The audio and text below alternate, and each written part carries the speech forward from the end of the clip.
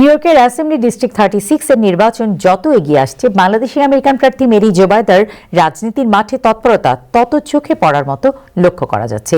বিজয়ী হবার প্রত্যয়ে ছুটে চলেছেন সাহসী এই নারী। এবার গর্বিত এই বাংলাদেশি নারীর জন্য ফান্ড রাইজিং অনুষ্ঠানের আয়োজন করেছিলেন কমিউনিটির পরিচিত মুখ ও বিশিষ্ট ব্যবসায়ী শফিউদ্দিন কামাল। এই আয়োজনে আরও ছিলেন বাংলাদেশ সোসাইটির সাবেক সভাপতি নার্গিস আহমেদ। মানুষের অধিকার প্রতিষ্ঠায় মেরি জোবায়দা এগিয়ে যাচ্ছেন, আরও এগিয়ে যাবেন বলে অভিমত ব্যক্ত করেন অনুষ্ঠানে অংশগ্রহণকারীরা। অন্যান্যের মাঝে এই সময় উপস্থিত ছিলেন এফডিসি ক্যাপিটাল গ্রুপের সিইও কাজী হেলাল আহমেদ, কমিউনিটি অ্যাক্টিভিস্ট মিজান রহমান, জাহাঙ্গীর আলম, শহীদুল কবির, শাহাদত চৌধুরী, সিরাজুল ইসলাম, মোস্তাক আহমেদ এবং জহির আহমেদ।